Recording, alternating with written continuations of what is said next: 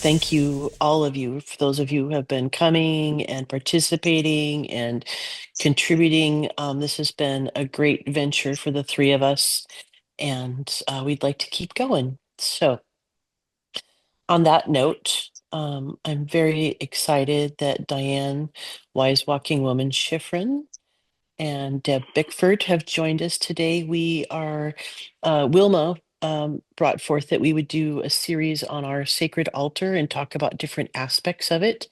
And we thought, what better place to start with than the tree? And both Diane and Deb have lovely stories.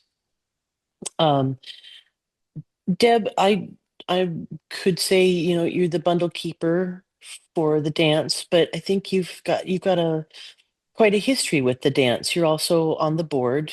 And would you mind introducing yourself a little bit?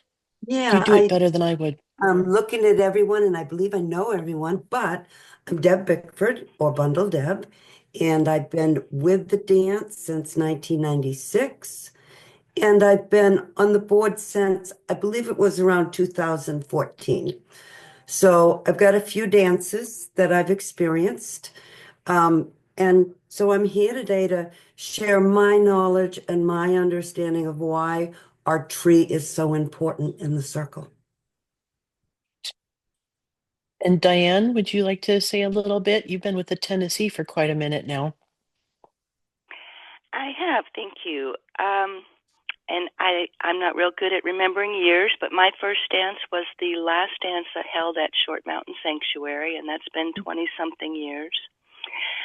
And I thought when I started dancing that I was going to be drawn into the working circle as a medicine person.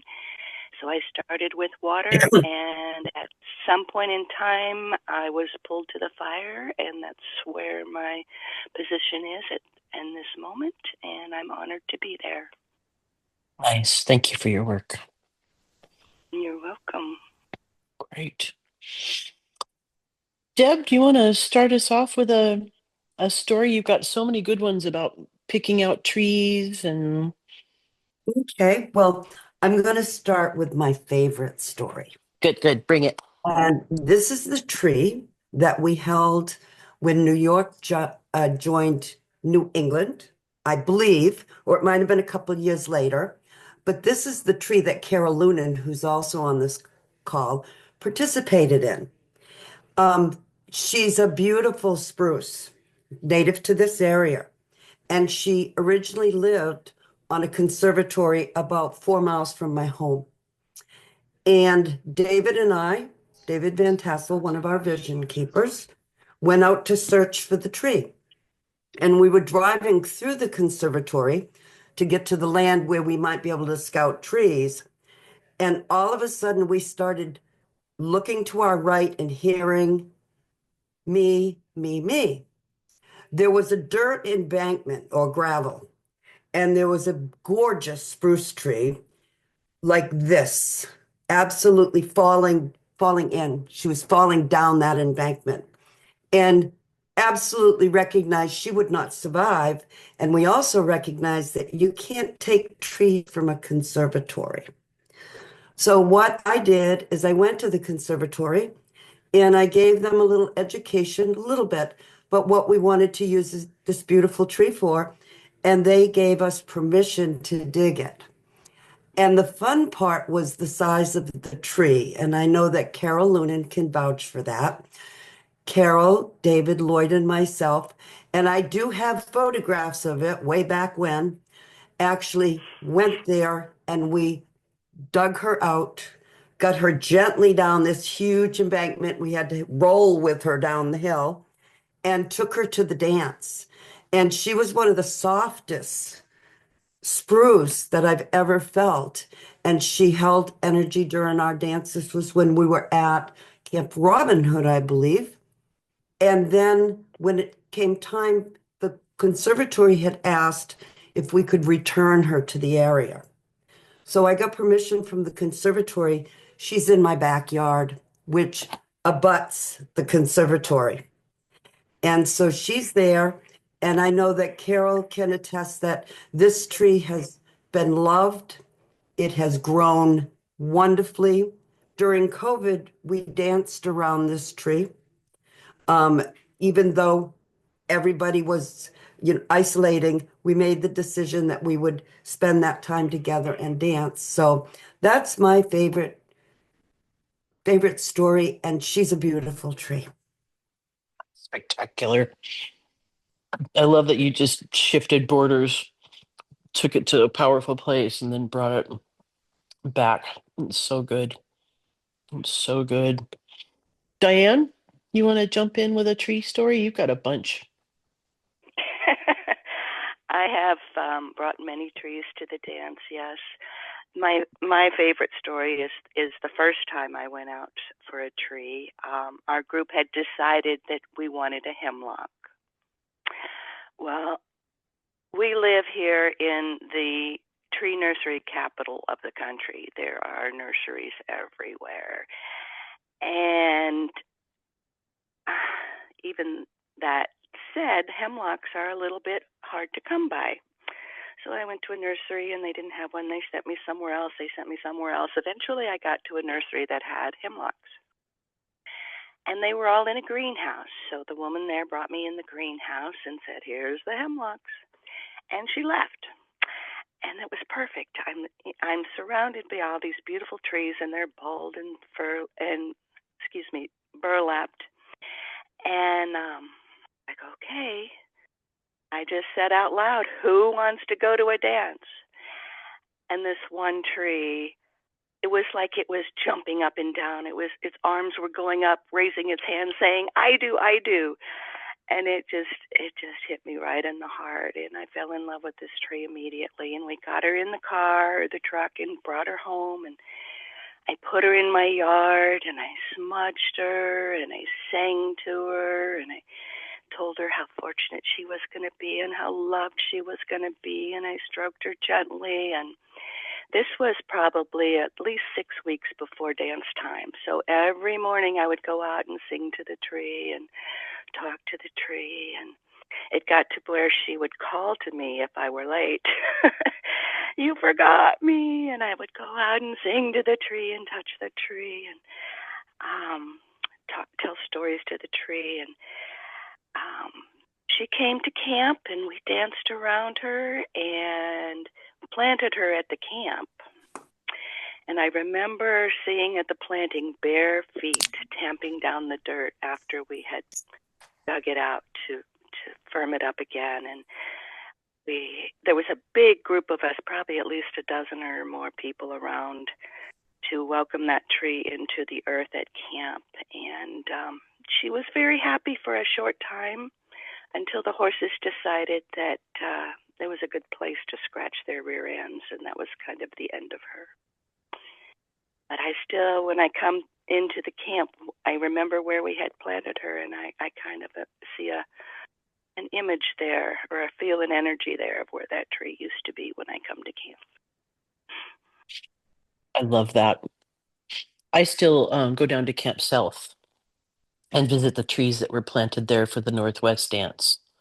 And there are a couple who haven't made it, but they are definitely still there. And the ones who have made it are, wow, it's amazing to see them.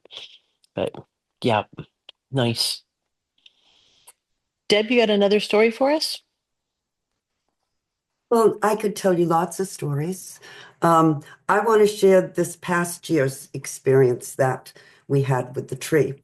I was having the community come to my home, and we were drumming for the summer. We had a nice powwow drum, and we were learning how to sing on the powwow drum and play together in unison. And on my land, again, it abuts the sanctuary. On my side of the stone wall, which is nice, I had a lot of different trees that had all of a sudden showed up there, and they weren't there, and they've started to grow. So what I did is I took a walk, and I walk my Pop Cooper on this path twice a day so he can get exercise past these trees. And one of the days I walked past, and again, something just drew me to look at the trees. And I started to move the trees. There was a grove of pine trees. And I started to move the pine trees. And all of a sudden, this beautiful small pine, she was probably, we don't know, maybe 4.5 feet tall at the most, was there. And that was the tree to go. One of the things I want to mention to everyone is when we honor these trees and when we take the responsibility to remove them from the earth, we need to take care of them. So I offered her tobacco and water. And then I made sure I got a huge, they're canvas planters. I don't know if anyone's ever seen them before, but I got a huge canvas planter and we made sure my son helped me, which was lovely. We made sure we got lots of root system and we moved her to that planter about 5 days before the dance. Well, then I had an issue. I had to get her to the dance. And I have a motorhome, many of you know, an RV. Well, that little tree fit beautiful in my RV. And she rode over to the campsite. And as I'm driving on 153, which is a very curvy road, she's going like this, like she's partying back and forth. She's got me hysterical watching her, but she had so much beautiful energy during that dance. And again, she rode back to my house, and I have her just outside my bedroom window in the field on the side. So she has lots of space. One of the things I realized with her is that she was crowded out and really was struggling being crowded out. And I was able to help her spread her branches. And so far, she's doing beautiful. She's having a great winter, and I'm looking forward to see how she grows into the future. I So love that. that's another I- silly story. That's great. And so, you guys go out and you get these trees and you're deeply connected to them. And um, when Catherine and I did our little initial interview, both of you had things to say about how the energy moves through that tree. And since you brought up a recent tree, and I know you have stories about this, your experience of how that energy moves also as a bundle keeper, would you like to speak to that a little bit? I would love to. And Thank this you. is my experience. It might not be other people's experience. These trees are rooted into the mother. They are the integral center of our circle, and they keep us grounded and they keep us safe. Whether we dance around a tree that's in the ground or a tree that's been set in a spot, once the stake is put into that dance, that tree is staked down. And energy of how my understanding of how this all moves is it also includes the fire. Of course, we all know that starts the energy. Once the fire is lit, then what happens is that energy, as we are getting ready and we're singing those songs, goes from the fire pit through the skull and then up that tree and then back through around the circle to all of the dancers. That's why many of the dancers get drawn in to the trees when they're dancing. I'm sure that people have noticed that. People will be kind of leaning into the trees. It's because of the energy. And that energy is what keeps us safe. I've been told that it's almost like an infinity on how that moves, but how I feel it moves is that way. And it just consistently flows through the whole circle and it goes into that tree. And that tree gives us the connection to the mother and the sky, the father sky. And so that's my understanding of how the energy moves. Yeah, makes total sense. Diane, as a firekeeper, how does that look from your end? So that was beautiful, Deb. And I don't know how much I can add to that, but sitting in front of the fire, I definitely feel the energy come through up that altar and up the tree. And I've seen the pictures of how the energy moves, so that influences how I imagine it. I don't have real good words for how I feel the energy, but yes, it does go up that tree and out and kind of spirals around and moves or sunwise and comes back and does it all again. And I notice that the energy is stronger when the drum is going and when the singing is going. When the group is more energetic, the energy also grows. And as the group simmers down in between songs, the energy also simmers down. Anyway, that's my experience.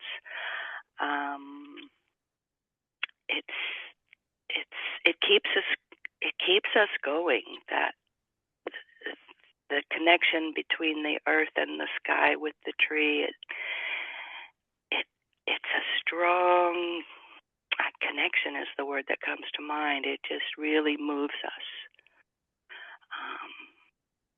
Nice. Yeah. Thank you, Diane. I know in my early years of dancing, Little Green Muffin at a baby meeting described the energy as a Mobius donut. I had to go look that up.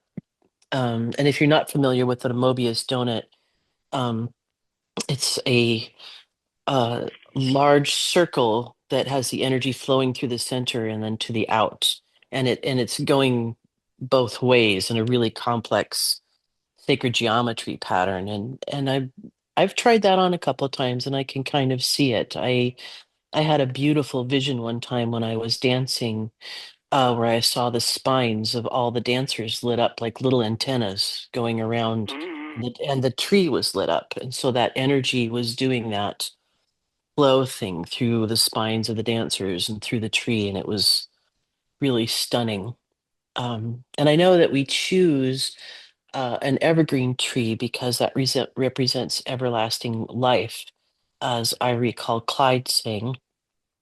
And it's a beautiful energy. And thank you so much for bringing these trees. I love hearing about how they come to you and you taking care of them. That's such like as so many other jobs that are unseen around our dance. This one is so important in the time and the care that you've taken watching over these trees and then planting them and looking after them.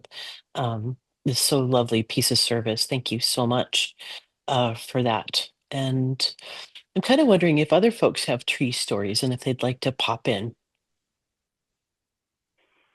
Anybody feeling inspired by this little chat? Yeah, I am. Oh, Um, good, Clyde. I didn't want to call on you but I'd love to hear, please. um, my original tree story is, at one point I was a young person, um, maybe 21, 22 years old at the time, and I attended my first dance under the leadership of Leonard and Henry Crow Dog. Oh, wow. Before we had the dance there in Rosebud, South Dakota, Lisa and I think a friend of mine, Mike Gavaldon, out to get a tree for the ceremony out into the woods, and it was kind of it was in the late evening. It got dark anyway, and we were looking for this woods. And he had given us Indian medicine to kind of heighten our awareness because we were, kind of young people. We didn't know much. So by the time we got out into the woods and was walking around in the woods, it was like, boy, it was just kind of moving. He was talking. And we thought we were looking for some big grand tree like they used to have in something at least 5 foot tall, that kind of thing. But the one voice that we heard was from this little tree. It was about 4.5 feet tall, something like that, small, and just what Deb was saying, and the people. And he kind of looked at us like a sconce because he thought that we would be bringing this grand tree back, and we told him, well, this is the one the one that wanted to go, that come with us, so that's the one we danced around that day so long ago, and in South Dakota, and that's when I first became aware that that the trees are living beings that have their feet in the earth, and you've got to take care of them, and that it isn't necessarily the packaging or how big or grand the tree is that is willing to do the work. But the tree pretty much has to talk to you, or you have to get a feeling of, yes, this is the one, in some manner or form, it should be manifest to you. So that's what I got. I love that, Clyde. I thought I'd share that with you. Thank you so much. Uh-huh. Marcy Ward, you got a story about that Montana tree you want to share with the folks? Sure. Thank you. Those of you who have been to Montana know how our little tree, after we moved to the horse pasture on the river, got eaten by a porcupine. Yeah, it looked pretty bad. It was pretty much 2.5 feet from the ground up. It was pretty girdled, and everybody was worried, and they thought it was probably going to die, and I wasn't, because it was still pretty green on top. And it's been several years since that happened. Everybody was really worried about it. So Redtail wrapped the trunk of the tree in red cloth that year. And then we just left the cloth on. And when we gone back the following spring to look at it, to see how it was, something had stripped that red cloth off. It was totally gone. And that tree had started healing itself. And over the years, there's been some pretty amazing things. There's one branch that it's still growing, but it's not very healthy. But that's where birds build their nests, is in there. We have a robin's nest in there, and it keeps coming back. And this last year, I don't know if anybody noticed, but I noticed it right away. It had put on about a foot of new growth at the top, and it was starting to put pine cones out. I know, it's amazing. Tiny but mighty. Yeah, tiny but mighty. And I think it's a reciprocal. I think we put that energy in the ground through the dance.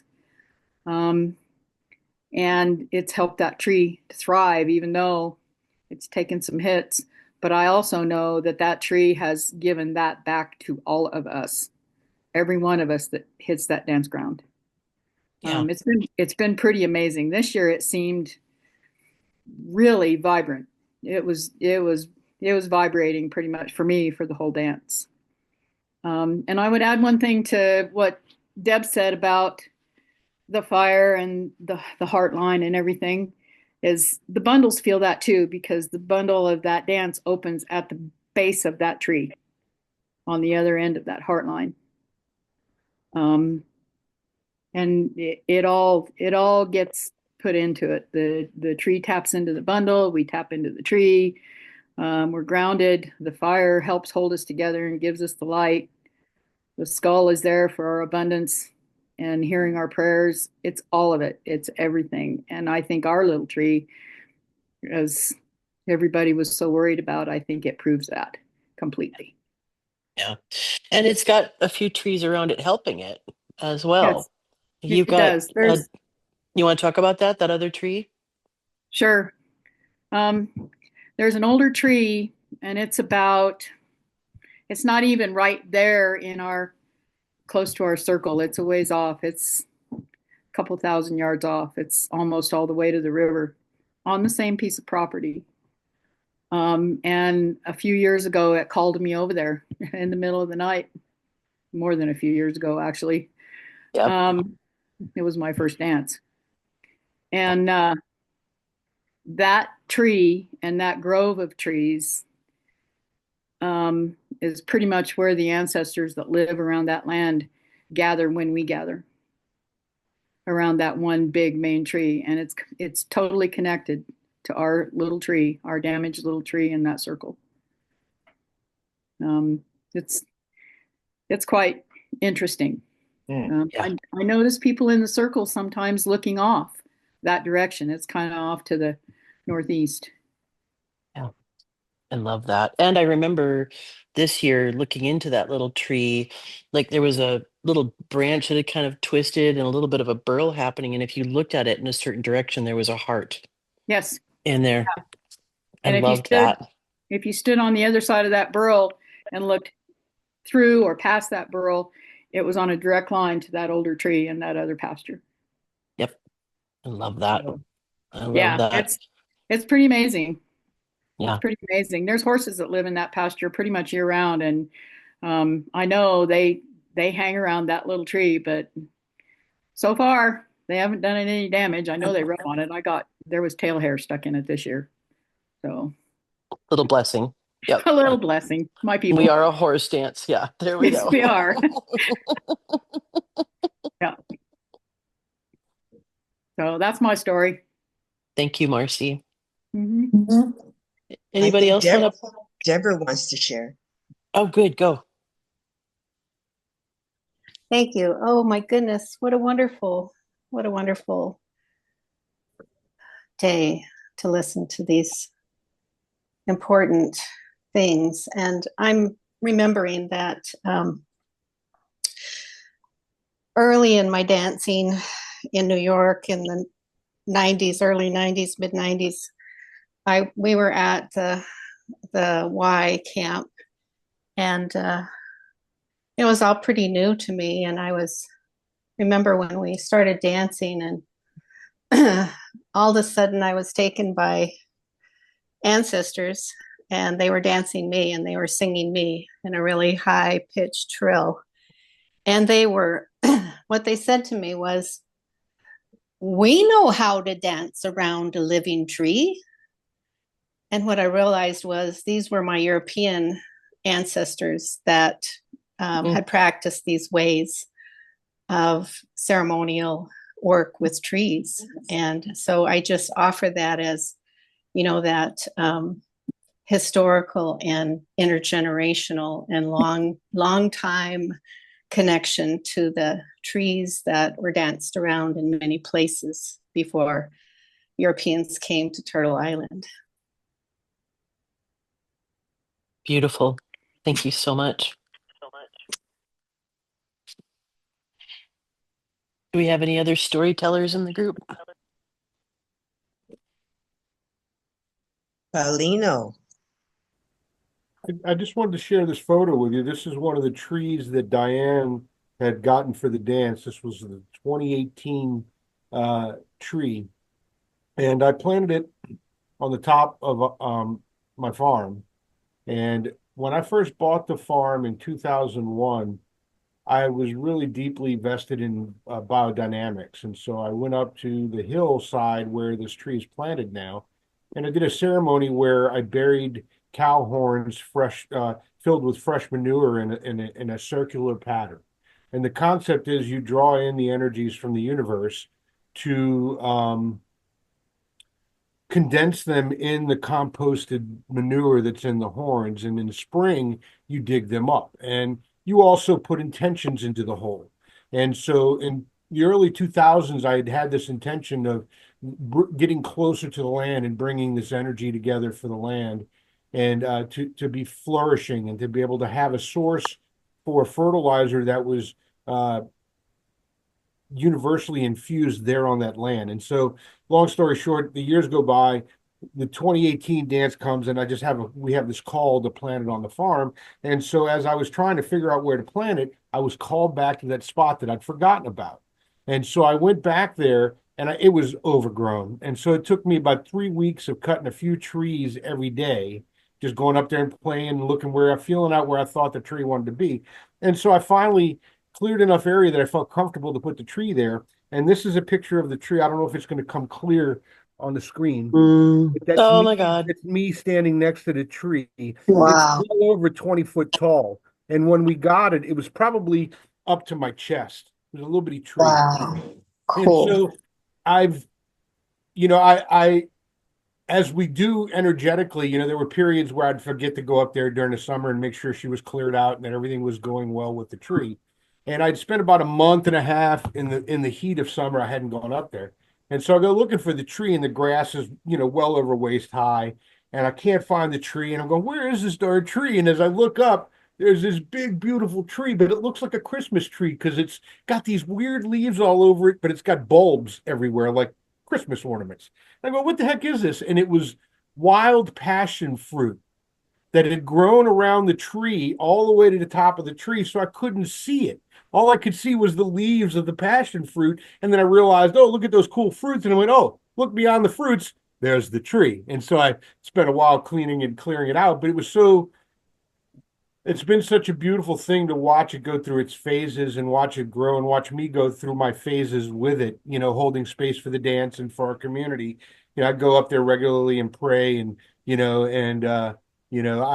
there's many times when I'm holding space and I want to pray, do my prayers for the bundle for the day, and I'll go up there and that's where I'll do them. And I can totally feel that connection between the bundle and the tree and the dance and, that spot. And you can see it in the way the tree grew. Anyway, oh, Thank you so much, Paulina. That's great.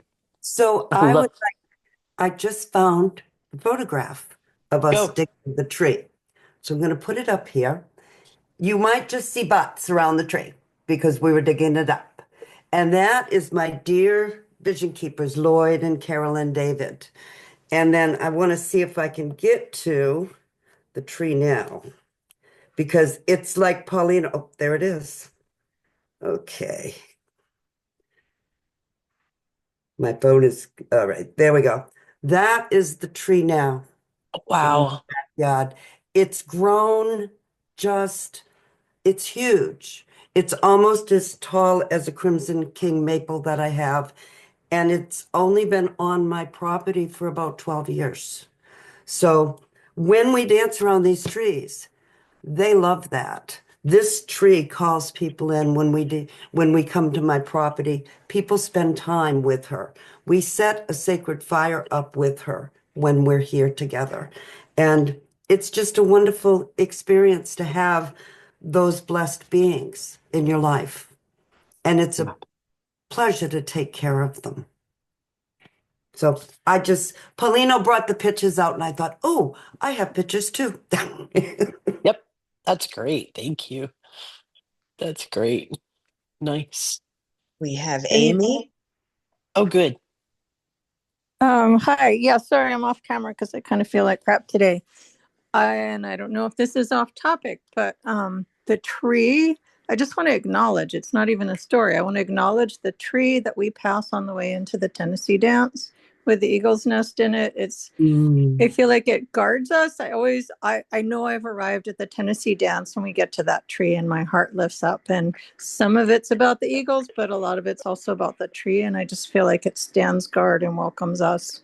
And when I was reaching out to my tree memories of the dance, it wanted to be acknowledged. So hello from the Tennessee tree. Nice. Well, I would like to Why? say something. Yeah, let's hear it. See, I don't really have a story as much as a few little pieces. One, and I haven't thought about this in years, but reflecting back to being a baby dancer at Wolf Creek, and when the tree, frankly, wasn't very big, but how having that tree, there was something about the tree that I'm just remembering was incredibly comforting. And I definitely remember how, we were told to focus our energy on it and everything else. But there was something about having that tree in the middle that I'm feeling very sort of nostalgic about. And fast forward to the present,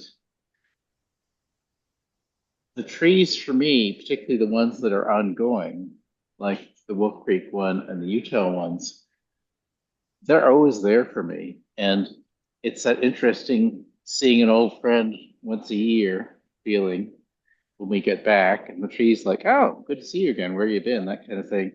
But also, more importantly, those times when one is dancing and it's not a dance, and literally feeling that living friend, ally, who's there, and who's there as an anchor for me and as an anchor for so many of us. And much as we have them we see each other at Wolf Creek or wherever it is in the Northwest, and it's a marker of time. Feels very much the same with the tree. And then finally, one more little piece, just because of the mention of Europe.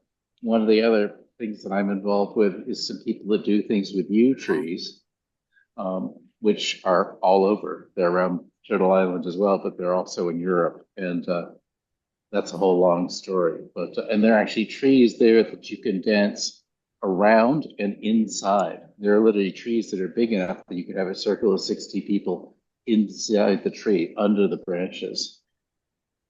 So yeah, a couple things. Thank you. And beautiful that. stories.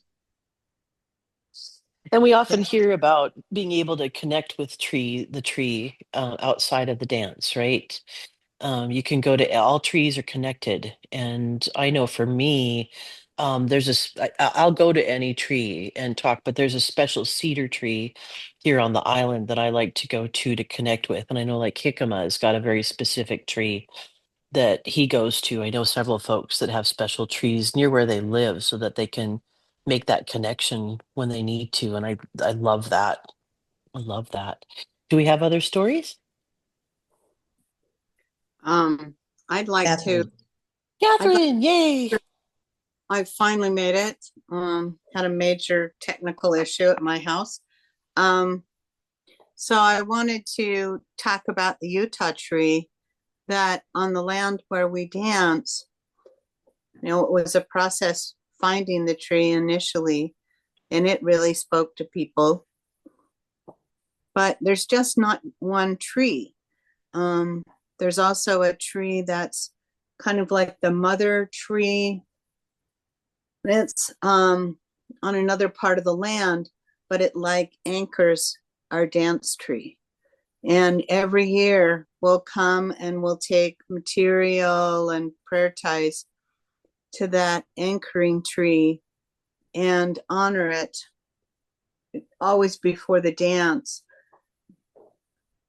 for its role as it helps us and anchors us during our dance. So I just wanted to mention that oftentimes with the living trees, there's also a second tree that's there in support, kind of like in Montana. And Nice. I don't know about Wolf Creek. I suspect there's one there too, but I'm not aware if there's a special ceremony that goes on around that. Yeah, there's three same species, and I believe these trees were planted at the same time that the Wolf Creek tree was planted. Or I've been told that anyway, on the north end of the circle. And I used to always camp there in my early years of dancing, right next to those trees. And so personally, I kind of feel a connection with those three trees that were planted at the same time. Mm-hmm. Yeah. Any other good stories, tree stories? Julie, thanks for coming. Take care, Julie. Talking about how the energy moves through the circle. I have an altar story that kind of ties into this. In my early years of firekeeping with Faith, and then I went to the Montana dance and served as in the altar position. And so there was one night, I think it was our second night of dancing, and I was sitting there with my little abalone shell and keeping the smoke going, and I was near the scry pit, and I had this phenomenal thing happen. And this might just be for me, but I'm gonna share anyway because it's really been profound for me throughout my life with the dance.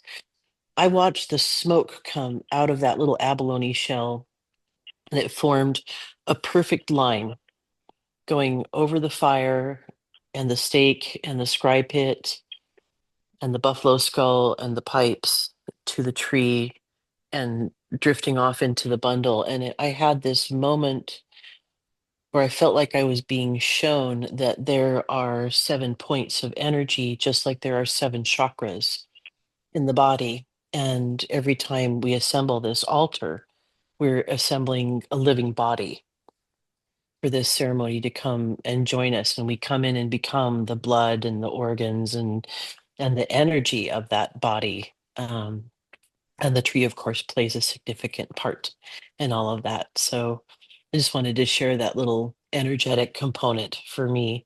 That's been big for me. Paulino. I wanted to add something that came up when you were talking about the energy between the trees, and specifically at Wolf Creek. I have an interesting story because I went to Wolf Creek this year, but as fate would have it, as soon as I got there, I found out I was positive with COVID, which was my first experience with COVID. Oh boy. So the way it was dealt with and the way we came to grips with it was I isolated myself at a little cabin over on the other side of the field, just north of the parking lot. There's a little lone cabin, and that little cabin sits right across from the grandmother tree, or at least what I've come to understand to be called the grandmother tree. And during this few days that I meditated and dealt with the fevers and the process of the intensity of COVID, I couldn't have thought of a better place to be. I was isolated, and which I'm used to. I live on a farm in the middle of nowhere, but people were checking on me. I could feel the energy coming from the tree as people were sending energy to me from the grandmother tree, like I was being held. There were many people who went to the grandmother tree during the course of that dance during the day and wept and prayed and sang. And, I was present for that, but from the outside. And, there was something incredibly special, albeit I was sad that I wasn't able to be with my family around the tree.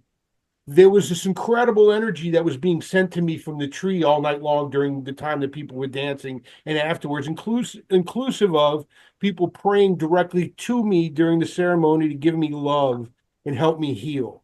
And so for me, there was this incredible, I couldn't have thought of a better place to have my first experience with COVID.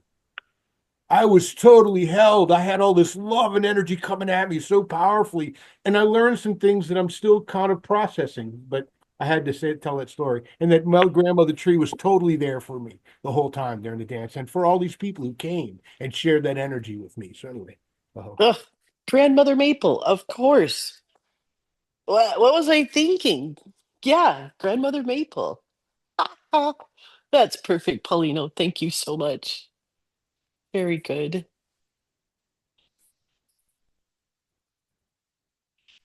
Any other storytellers? You can be bold. We want to hear what you got to say. I have a story. Oh, good. I'd like to share. A few years ago, I've been going to the New York Dance, and I found that suddenly, after a few years, I was there for a couple of planting of the trees after the dance, and not that many people live like within an hour or an hour and a half of the Ashokan Center, where we've been staging, where we've been invited to have our dances. And they have allowed us to plant the trees at the Ashokan Center, which is an incredibly beautiful place. And so I was drawn to come back and to clear off some, like Paulino, clearing off some of the bittersweet that really was starting to encircle the trees. And Baba Singh came with me, and we got permission to go. And you can't easily get there because they have a lot of school programs. So we cleared off one day we cleared off so many branches of the there was a Chinese rose bush that was growing all over the trees and these branches, and we cleared away so much. When we went back, could not believe how enlivened the trees were. They were just so beautiful. And so the last couple of years, I've been able to get some of the trees, like Clyde was saying. I'm very much into recycling, and so a friend knew that there was a tree that could be donated, and it was a small tree, and it's wonderful to bring it home to my house and to take care of it, and then to send it on. And this year, Baba Singh and I went and we actually bought a tree, and it was also a wonderful thing of learning how to communicate with the trees in that way, to see who would like to take the energy from all of the people at the dance and help us all to heal. So that was wonderful. About maybe a month ago, I had a very strong dream, and I was recounting it to some people. We were talking about our dreams, and the dream was everybody was coming to a tree and celebrating with the trees. And then I found out that that day there's a wassailing in Ireland where people come and they bring a toast. They toast apple tree. They bring toast to the apple trees, and they have to feed the trees. And if they put the toast on the tree, then they'll have a good harvest. So there's just so many celebrations throughout all the ages, and probably all over the world for the trees. And then one of the people that I was with told me that that very day there was a Jewish tradition also of celebrating the trees. And so, yeah, I just wanted to share that we're all part of the trees, and they're all part of us. They feed us. Thank you. Really great. Thank you so much.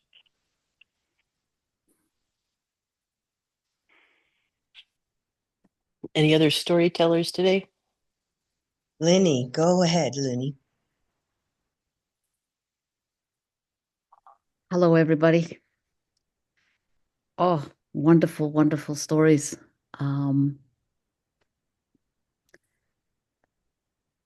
I had recently read the book called The Hidden Life of Trees. I don't know if any of you have ever written it. I mean, read it. But it's interesting how the book was saying that the trees are like human families. They have parents, they have children, they have thriving communities, they have oops, sorry about that, and all that. But it's the other way around. We are the trees. We are the tree. We do exactly what they have been doing for years and years and generations. And it's just so true. I mean, they have communication skills underneath us that is just profound. They heal so well. And I often sit outside, you know, because grief is a really powerful thing. I say thing because it changes. It can be love. It can be, I mean, for the most part, it is love, but it can also be so painful. It can also be thorny. It can. So when I'm in one of those grief, I sit out there. I like to do it at night, you know. And they know, the trees out there know that I'm grieving, and they know exactly for whom. So I just close my eyes and I my last experience was, it just got quiet. And all of a sudden, I could hear the wind a little bit going through the branches. So I opened my eyes, and the tree to the left was, the branches were waving. But these other trees were not. They were still. So they were all kind of saying, he's speaking, she's speaking. So I looked over there, and I could just sense she saying, you know what, we're there with you. We feel your pain. Your son is doing marvelous over here. He's doing a lot of good work, and we're there for you. And then all of a sudden, the other ones over here started waving, and they got their turn to speaking,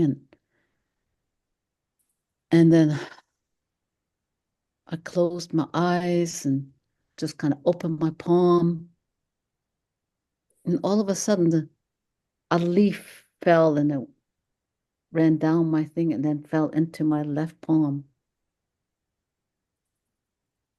And I mean, it's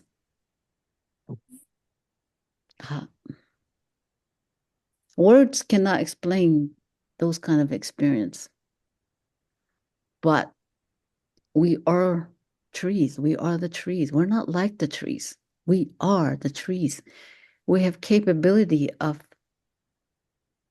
being good parents, being good children, being good community, just like this broadcast that these women have started. It's great. You're doing what the tree does, communication. It's so important, communication to the trees, because they stand in one still physically, but they're everywhere. Their networking underground is just extraordinary. And I feel that dancing with the people is like that. The prayer list is the tree. How the prayer list goes out, people say, ask for prayers, and immediately the networks just starts going. Everybody praying. I mean, that's why Clyde is sitting there with us today, and Pete Yellow John is doing so well. I mean, I just marvel at that. The prayer list. It reminds me so much of the trees. We are. It's just great. So Thank you so much. Thank thank you you. so much. Yeah. And I feel that, Lenny, because like when COVID started and we started, gathering on Zoom around the dances and started having more conversations online, and some people are like, oh, we can't talk about sacred things online, and people are having a hard time with the technology. And early on, I saw those tree roots, and the little nodes, the little mycelium that help carry the electrical impulses through the roots to the other trees. And I was like, no, this is just the roots of our tree. This is us communicating. And I love that we've been able to do this. And thank you so much. Really Mhm. appreciate your words. That's good. Yeah. I have another story. Get in here. So in Montana, there's a state park called Plenty Coups State Park. He was uh, the last recognized leader of the Apsalaka, the Crow, when they went to the reservation. And where he settled is where they put the park. And he made some huge changes in life to help lead his people to live with these changes. And he became a farmer and a trader. He had a store, and one of his specialties were his apple trees. He had an orchard. You've seen it. Yep. And the first time I went there, oh gosh, it was hotter than a hubs of hell. It was before our dance in August, and it was just hot. And nobody was there. I was alone. It was the middle of the week, and I'm walking around with my dog, and we're having a good time, and I'm following the path. And saw the apple trees, and they weren't in very good shape. There were only a few left that looked like they were even alive. But it was hot and there was some good shade, so I just kind of sat down underneath one and leaned up against it. And I remember reading about his apple orchard. Mhm. And I'm sitting there and I'm looking up, and there's like 4 apples on this tree. And I was thinking about what it took for him to make those changes, um, and how hard it must have been to reconcile that even with his own people. And I'm sitting there, and then I was looking up at these trees and was amazed that they had survived for so long, the ones that were left, because it was obvious nobody had been taking very good care of them. And I looked up and I saw the apples, and I thought, I wonder what they tasted like. And I'll be danged, I was sitting cross-legged and had my hands in my lap, and one dropped right in my lap. I know. My dog was sitting there with me, and he looked at me like, see, all you had to do was ask. And so they were pretty good apples. I ate it. And I went back. Oh, I used to go a couple times a year if I was close. And about 5 years later, I stopped in, and I hadn't been there in a couple of years because I was working clear over in the west side of the state and wasn't able to get there in the summer. And somebody had gone in and they'd taken cuttings off of those live trees. And now there's a very vibrant apple orchard there now. They're so thick and heavy with fruit that they have to brace up the branches on the trees. It's just amazing. Yes. Yeah. And they're still the same apples. I ate one. Quality control, you're always good for that, That's Marcy. it. Yeah. Here's that state park that Marcy's talking about. It's a beautiful place. You can really feel at peace there. Oh, yes. And there's what I like to mention that you didn't mention, Marcy, was the sacred spring that's there. Yes. Mhm. You settled there. Yes, I make offering, and I bring, I call it chief water, because they call it Plenty Coupe Spring. And his medicine led him there to that place. That's why he settled there. And his medicine was a chickadee. Yes. That was his power, was a chickadee. And that bird led him there. And there's a enormous cottonwood tree. All of us could probably stand and get our arms around that tree right now. It's just huge. It had to have been big when he got there, and that's where the spring comes out from underneath, is that tree. So you've seen it, Hawk. You've been there. You went with me. Yeah. For some odd reason, I read his biography as a child, and it's a great book. And his vision was that he saw, gosh, I hope I can remember this right. He had several significant visions about how to guide his people and to take care of them. And Clyde, please correct me if I'm saying any of this wrong, but he had a vision of this strong wind that was coming, and all of these different trees, and these little birds taking safety in all of these trees. And it was in that big cottonwood that he saw the chickadee taking its refuge there. Absolutely. And he found that cottonwood and built his home there. And Marcy, you've been so graceful to send me little cottonwood leaves or a little bit of water every once in a while. I'm so grateful to you for that. We use that water to seal our circle at our dance. Yeah. I make offering, and I usually spend an hour or two sitting at that spring and making offering and praying before our dance. If I can get there, that's what I do. Yeah. And I I'm love pretty- going there and seeing the traces of like people doing lodge out there, and they come and they dunk in the spring, and there's little prayer ties and the trees around it. And it is a fabulous place. Yeah, it feels almost when you go there and go to that spring and make your offering, it feels like you're walking into a sacred circle. Yeah. The rest of the world kind of goes away. The sounds go away other than what is living right there. And even going into his home, it was a squared log home, 2-story. And he used to brag that he had the only 2-story home on the reservation.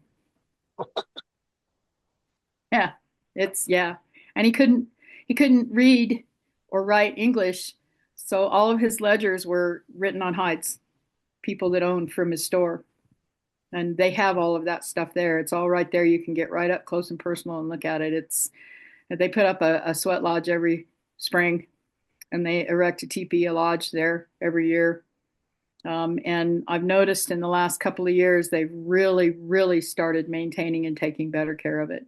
And it's the people that live there at Pryor that are the ones working there. So they're, it's his own people that are helping to maintain it and take care of it. They've done a lot of work there over the last couple of years.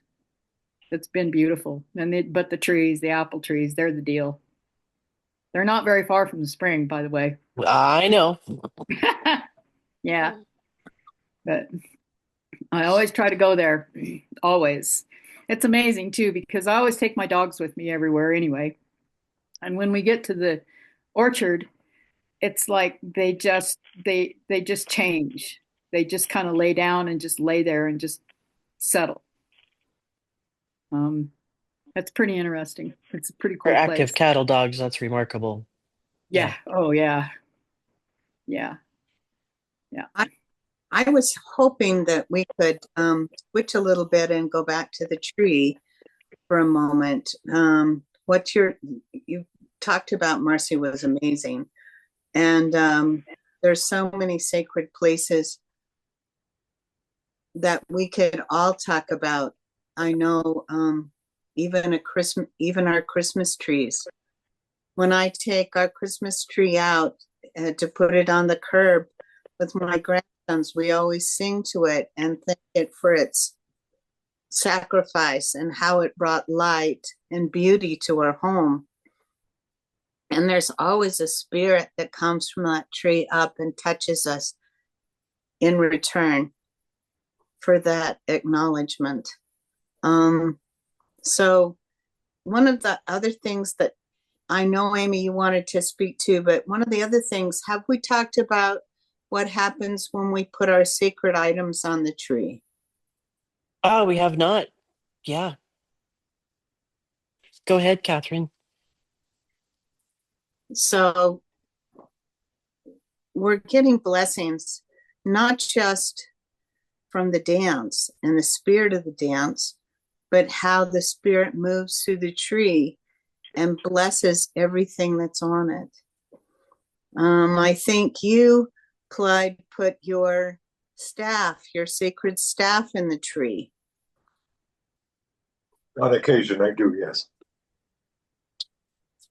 Usually it's the dance staff, the one of the crescent that rests in the tree at all times. Yes. Yeah, but we were talking about roots, and how the power flows in and out of the tree. And oh gosh, I've already forgotten that crazy term. That was mentioned. We had the first of this dance. The Mobius donut? Yep, that one. Yep. And the idea is sacred. When they're hung in the tree, the power is working through the tree, back and forth, and that the a bit of that power that's flowing the branches, everything down to the tiniest branch, is also when they're hanging there, they get to share that power, that spiritual power, that's flowing through the tree and through us when we're doing the dance. And so, that's the reason, like you say, you can put it in some kind of nice prosaic form that the objects that are hanging in the tree are being blessed, but they're also being empowered for you to use throughout the year. So that's what I wanted to say. Yeah. Thank you, Clyde. And I see that Amy wanted to speak, and then also Madrone. So go I've ahead. already gone, so maybe Madrone. Okay. Good morning or afternoon, everybody. Hi. I wanted to speak to, I've been feeling really pulled to speak for the many offerings that trees give it. I mean, the plethora. They give us shade, food, so many offerings, but I keep coming back to uh, the life that they've lived to then give so freely to burn in that fire. We've in 2019, Arcana deeply wanted to harvest trees from the Wolf Creek Sanctuary for them to cure in time for the 2020 fire of our dance, of which we did not get to do in person. And the trees that offered themselves were just like, one was very coming through as representing balance, and the other one strength. And when those two trees were harvested and cured, and they sat there, they had to be so patient and sit there for 2 years before we could get to them and dance with them. And the reverberation off of those chopped rounds, or those cut, some of them were bucks, some of them weren't, but as we were working with that wood that had been just gave such a beautiful offering of their lives to be sitting there for 2 years to wait to be danced, they were just like, put me in the fire, ready, I'm ready to transmute into this beautiful powerful work that happens when the wood gives itself so freely and beautifully to transform our prayers and our work in that spirit line. And I had to learn to pay more attention to the flame and not the trees themselves, not the wood itself, in the way that it burned, and see and learn the difference in the way that the medicine flows through those. But the trees, I mean, it comes through when we're dancing around a candle as well, and the wood fire offerings of those trees is just so tangible the more we work with the wood, and the more prayers that go into that wood before the dance, that once it's in that spirit line and getting consumed and transformed, is just one of the most beautiful dances within the bigger dance. We have all these little dances happening. It's just such a beautiful, it's one of the most beautiful offerings I've seen. And deep thanks to the trees for their many, many, many offerings that they give to us in and out of this dance. Well, Alan, thank you. Thank you, Madrone. Madrone, and to add to that beautiful story, even when you walk through the forest and you hear the trees talking to you, it's like, when I would say to them, I'm so sorry that, those that are caught in a wildfire or burning. And the tree would say, that is not true. It is part of our life cycle. We grow, we provide the abundance of all that we do give from our life. But then when we lie on the ground, we give back to the earth. And when we burn, that's the greatest honor, is to see our brilliance come forth. So there's thank you for bringing that point forward. Paulino has something. This keeps coming up, so I want to share it. The trees have always been there for me since I was a little kid. When I was going through the traumas of my childhood, I would run out in the woods and I would ask the trees, what was it like when things were quieter? What was it like when we would communicate in a way that wasn't about all of this blah? I remember being 18 years old. I was living on the streets in San Francisco.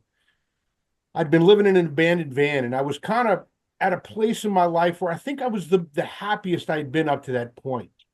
I was out off of the edge of societal norms, and I was kind of in my story. And I'm in the Haight-Ashbury one afternoon, and I'm kind of working through my thoughts. And at the time, I used to write a lot, and so as I was sitting there, I kept coming back to life is a gift. You accept life in the moments, and the affirmations come as you need them. And about this time, this leaf fell off the tree and flew and fell right in my lap, in that field of consciousness of thinking about that relationship with nature and how I played into it. And so I wrote this poem at that moment. It was like, thank you, leaf, for that lesson. I see how you've fallen off the tree and now you're being battered and torn, but it doesn't make you any less valid or valuable to that tree. And thank you for the lesson that you are giving me, that I cannot be that leaf. I am my own tree. I will be weathered and battered through many things in life, but to have that connection and to see that cycle that we, like someone said earlier, that we're connected to the trees and we're not. I think it was Lenny who stated that it's just the reverse of what we think. The trees aren't living like us. We are a living representation of that relationship that we have evolved through time with that tree. And to know that, I could have roots, that I could be strong like the tree, that I would, grow my own leaves and shed through those periods of life, and that tree shared that with me was something I've carried since that moment. So anyway, I hope. Beautiful. So there was one more thought I had, and I just wanted to touch base. We're getting close to the end of our wisdom circle today. Have we talked about actions around the tree, or when we're in a dance and when we approach the tree and things like that?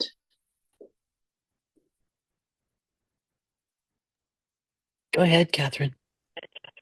So, of course, there's always the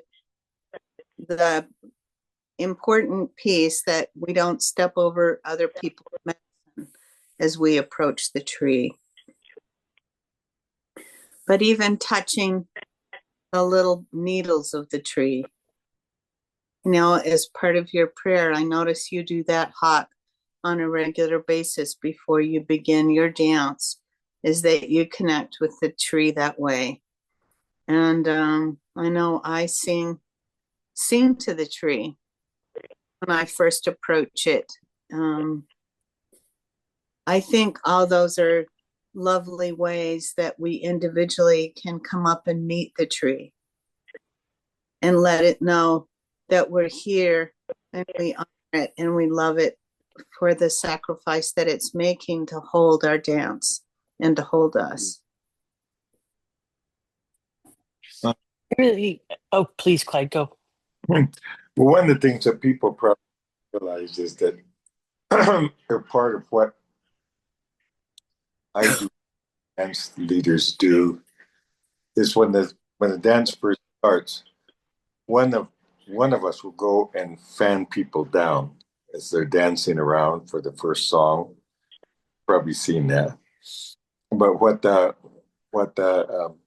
other people don't know is the other person, or the person fanning people down, will then go to the tree and make a connection with the branches by holding branches or blowing smoke into the branches as you're saying your prayer.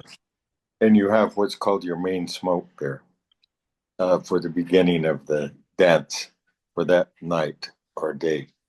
And you pray for all the people, you pray for yourself, and to set the tone right. And you and the tree are participating in this exchange of energy. You're thanking the tree for being there, one thing, and thanking the tree for helping to conduct being a conduit for the prayers. And you tell the tree that way when you're having that main smoke with one of those lung ripper cigarettes, that what we're all there for. We set the tone anyway. So I thought I'd like to say that. Thank you, Clyde. Yeah, I also, at some point during the dance, I like to go up to the tree and just really hold that branch and look around me and memorize what's in front of me so that I can return to that moment at any time.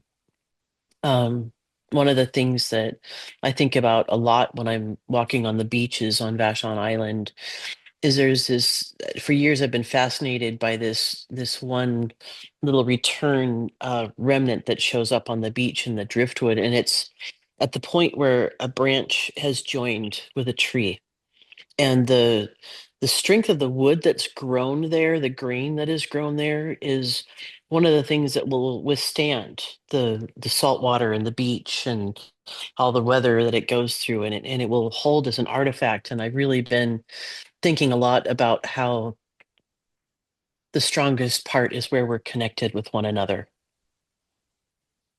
And so I think about that a lot, especially with these times. I'd like to pass that on to you as well. The strongest part is where we're connected together. So Thank you.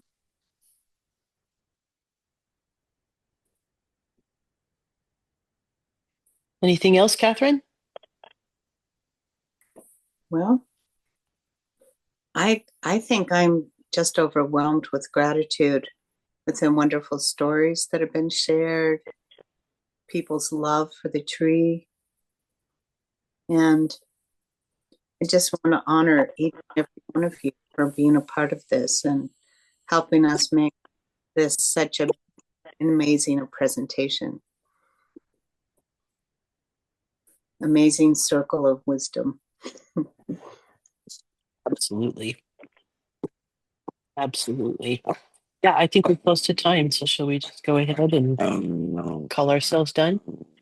So I'd like to, before we go, Yes, Jeff, please. this is coming forward for me on a real day-to-day respect and honoring the trees. When you really look at the trees and what they do for us, they allow us to breathe. They create oxygen. They keep us shaded when it's really hot and protected from snowstorms when you have the trees around your property. They have so many gifts that they give to us, and I deeply appreciate that for all that they give. They keep us warm. They build our homes. There are so many things that these beautiful beings do for us, and I always, on a daily basis, thank them and appreciate them for the beauty and grace that they are and the protection that they are. They help to take care of the earth. They prevent the soil from eroding away. There's a lot of big pieces that these trees, that sometimes we walk by and we don't notice, they have such a huge part of our existence. And I just want to honor them for that. Thank you, Deborah. Thank you. I think those are perfect words for us to close our session. Again, thank you so much to all of you who joined us today. It's always a pleasure to get to see all of your faces and hear your stories. Always grateful to have you here, and I do believe we're past celebrating our first anniversary of doing this series, and we're loving it. This has been recorded. Gus caught the first part. I think I've caught the last part. So hopefully we'll be able to tie them together and turn them into a production so that you can share it and view it later. Your stories have been recorded and noted and will be shared. So thanks again for coming, and I hope you all move on to a beautiful and glorious day, and this just fills your heart and lightens your steps. Many blessings to everyone, and keep your eyes posted for our next series, or Yeah, actually our next topic. Keep going, girls. Thank you. Thank you so much, everybody. Thank you. Happy birthday, Marcy Ward.